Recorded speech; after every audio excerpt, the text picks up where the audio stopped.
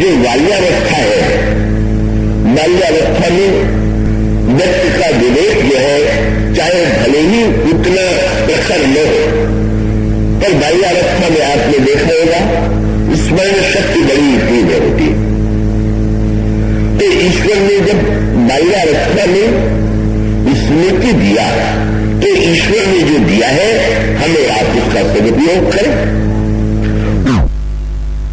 स्मृति के द्वारा कभी बड़ों की जो स्मृति होती है और बच्चों की जो स्मृति होती है उसमें एक अंतर होता है।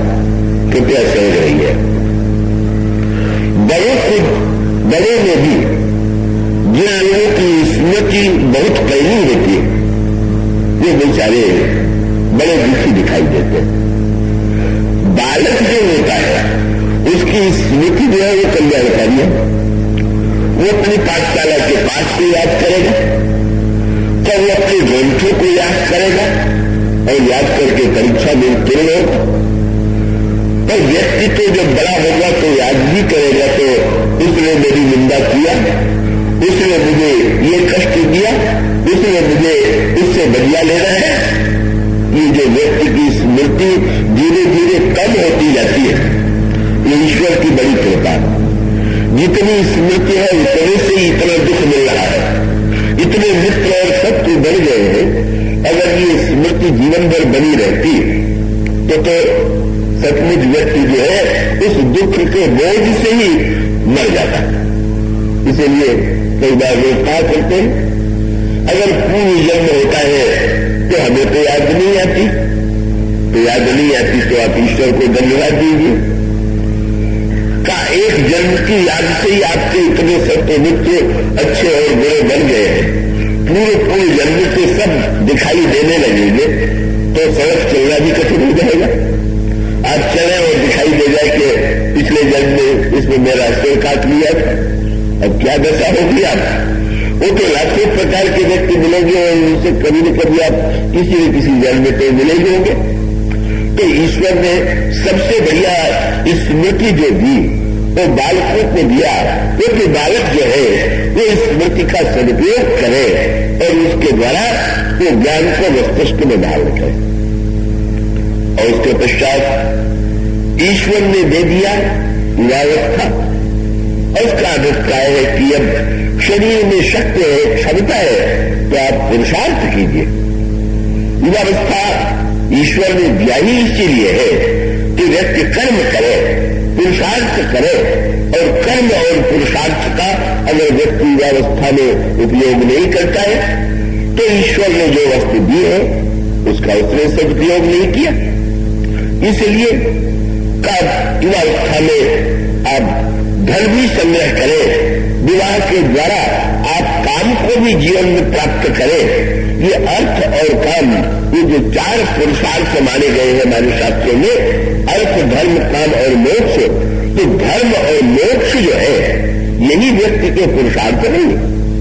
इसका अभिप्राय ये कि ये नहीं समझ लेना चाहिए कि व्यक्ति को केवल जीवन में धर्म की ही आवश्यकता है, व्यक्ति को जीवन में केवल मोक्ष की आवश्यकता है।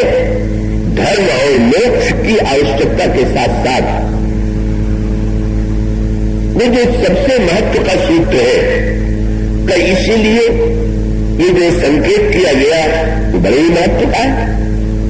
मैं समझता हूं आप पूरे एकाग्रता से उसे सुन रहे हैं। जब ये कहा गया, रामायण में बार बार ये कहा गया, अर्थ धर्म कामादि सुख सेवन समय नरेश।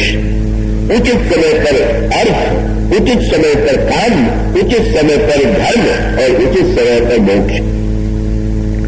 ये संतुलन यदि जीवन में नहीं होगा और आप अर्थ को निंदनीय मान लो, द्रव्य को निंदनीय मान ले तो अर्थ की निंदा भी की गई, पर अर्थ के बिना तो संसार का सारा व्यवहार ही समाप्त हो जाएगा।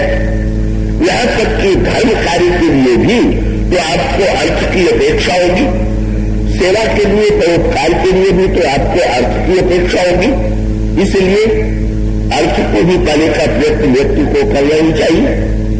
और ठीक इसी प्रकार से मनुष्य के मन में जो प्यास है, उस प्यास को नकारने से भी तो क्या होगा, मनुष्य के मन में यदि प्यास है भोगों की, तो ये काम के माध्यम से हम अपने मन की प्यास को, अपने मन की पिपासा को शांत करने की, नियंत्रित करने की चेष्टा करते। तो इसलिए शास्त्रों ने ये नहीं कभी कहा कि आप केवल धर्म और मोक्ष का ही चिंता कीजिए, अर्थ और काम की चिंता कीजिए ही नहीं। और जब ये कह दिया गया, ये जो चारों भाई हैं, भगवान श्री राम से, भरत से, लक्ष्मण और शत्रुघ्न, और जब उनके लिए कहा गया, महाराज श्री दशरथ ने जब विवाह के मंडप में उन चारों राजकुमारों को देखा, तो उन्होंने यही देखा कि जल पाए मनपाल मन, क्रिय सहित फल चाल। महाराज दशरथ को ऐसी ही प्रसन्नता हुई जैसे चारों क्रियाओं को चारों फलों के साथ पा लिया गया। तो इसलिए बाल्यावस्था में हम आगे के लिए स्वयं अपने आप को योग्य बनावे, ज्ञान प्राप्त करें, शिक्षा प्राप्त करें, और युवावस्था में हम अर्थ और काम इन दोनों को भी स्वीकार करें। किंतु सावधानी यही आवश्यक है कि अर्थ और काम कहीं ऐसे जीवन में न हावी हो जाए कि हमारा सारा व्यवहार जो है वो अर्थ और काम की वृत्ति से संचालित, तो सावधानी है। और इसीलिए संकेत के रूप में कहती है कि यदि शत्रुघ्न जी अर्थ है, लक्ष्मण जी काम है, भरत जी धर्म है, बलवान श्री राम मोक्ष है, तो यही तो सूत्र है। लक्ष्मण जी निरंतर श्री राम के पीछे चलते हैं, शत्रुघ्न जी निरंतर भरत के पीछे चलते हैं, और यही क्रम हमें आपके जीवन में स्वीकार करना है। हमारा जो अर्थ है वो धर्म के पीछे चले, हमारा जो काम है वो मोक्ष के पीछे चले। काम के ऊपर मोक्ष का नियंत्रण हो, अर्थ के ऊपर धर्म का नियंत्रण हो, ये जीवन की समझ है।